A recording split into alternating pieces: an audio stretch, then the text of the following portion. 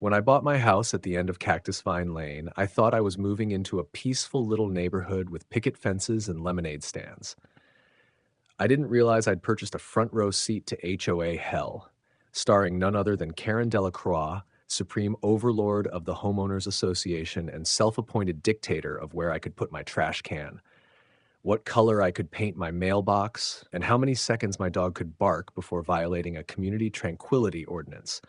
But I gritted my teeth, mowed my lawn, and stayed out of their business until they decided to make my lawn their business. Literally. Welcome to Prodigy Tales. Make sure you like and subscribe for your top-notch HOA drama. It started subtle, just a few plastic folding chairs and a jug of room temperature lemonade accidentally set up under my maple tree one Sunday morning. I looked out the window and saw 6 people gathered in a circle like some cult, whispering and sipping like my front yard was a conference room. I walked outside, deadpan as ever. Wrong address? Karen, in her usual khaki slacks and oversized visor, didn't even blink.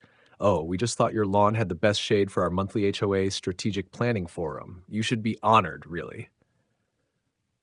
The others nodded like brainwashed robots.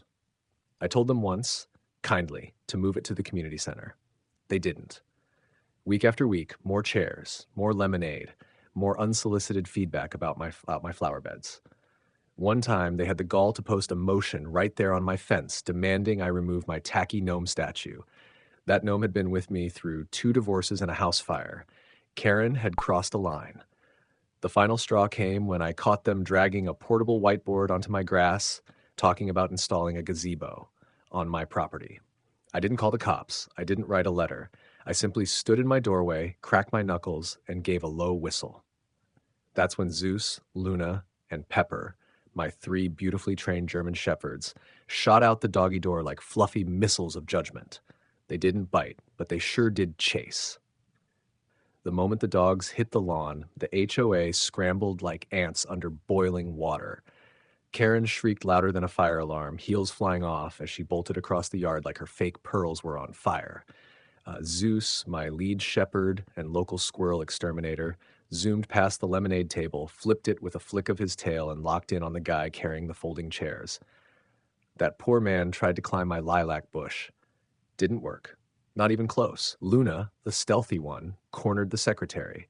Deborah, I think, who had armed herself with a clipboard like it was a shield. Luna didn't attack. No, she sat, tongue lolling, tail wagging, and just barked a thunderous command straight into Deborah's soul. The clipboard fell. Deborah ran.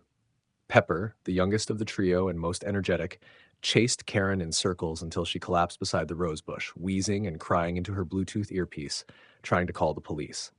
Here's the twist. Karen didn't know I had installed a geofence security system with voice-recorded audio. As she wailed to dispatch screaming, "He sent a trained attack pack on the HOA." The system politely announced, "Warning, you are trespassing. Please vacate the premises immediately." I watched from the porch, sipping iced tea with a slice of lemon, like a judge enjoying the best episode of Neighborhood Court.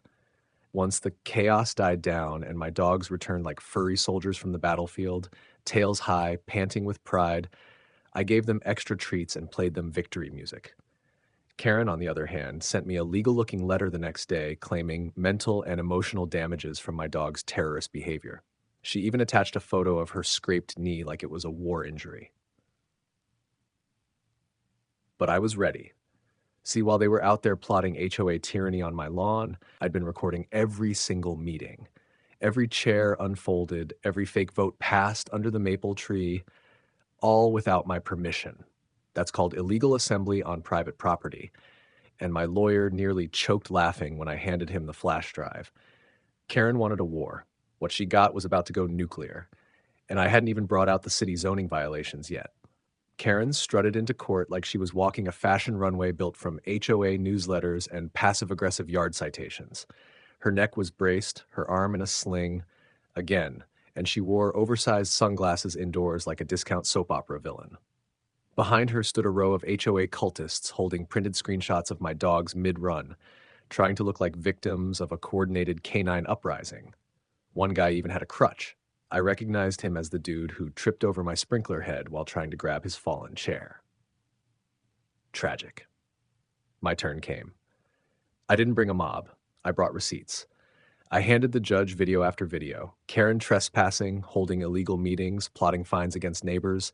One clip even had her saying, "He never gave us permission, but what's he going to do about it?" What I did was bring the hammer of property law down on her like a piano in a cartoon. Her lawyer tried spinning it like I endangered lives. My lawyer grinned and hit play on the part where my geofence security warned them to leave twice, and where Karen could be heard yelling, "Ignore it. He's bluffing." Oh, Karen, you beautiful disaster. Then came the zoning violations. Turns out Karen had been using my property not just for meetings, but for storage. Someone from the HOA had quietly stacked community gardening tools behind my shed. Guess where I found them? Right next to a rotting bag of compost and a moldy banner that read, "HOA, Stronger Together." That footage? Gold. The judge raised an eyebrow so high I thought it might detach.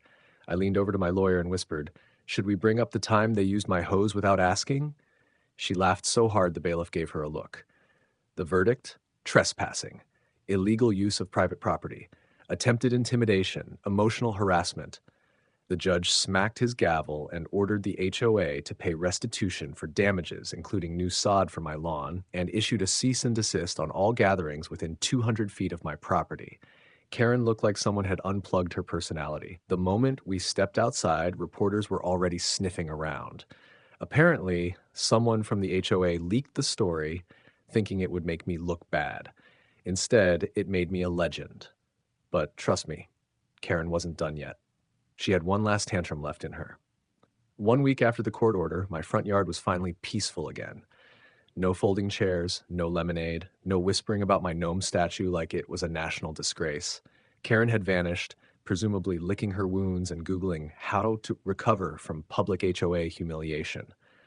But just when I thought the show was over, the encore came stomping back in heels and rage. It was a Saturday morning when I spotted her creeping up my driveway like a raccoon in designer sunglasses. Only this time, she wasn't alone. She brought back up 3 new board members, all wearing matching polos and carrying clipboards like they were about to conduct a census on my lawn's emotional state.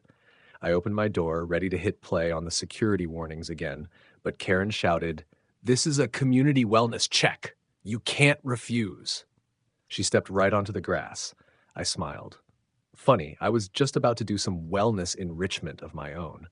Zeus, Luna, and Pepper were already at the door. No barking this time. They'd learned the routine.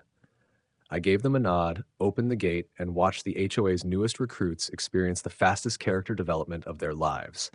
One dropped his clipboard before Zeus even reached him.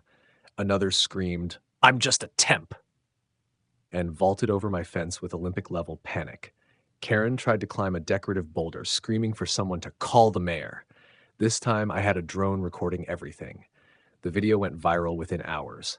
Titled HOA versus Dogs, The Final Bark, it hit 2 million views in 2 days.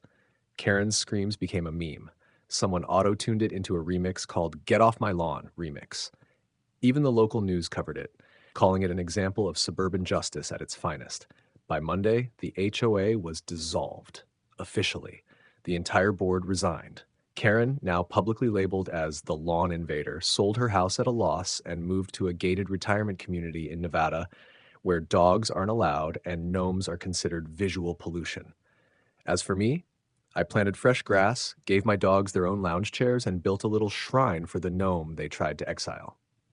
People still drive by just to take pictures, because in this neighborhood, the grass is greener on the side where Karen's tears watered it.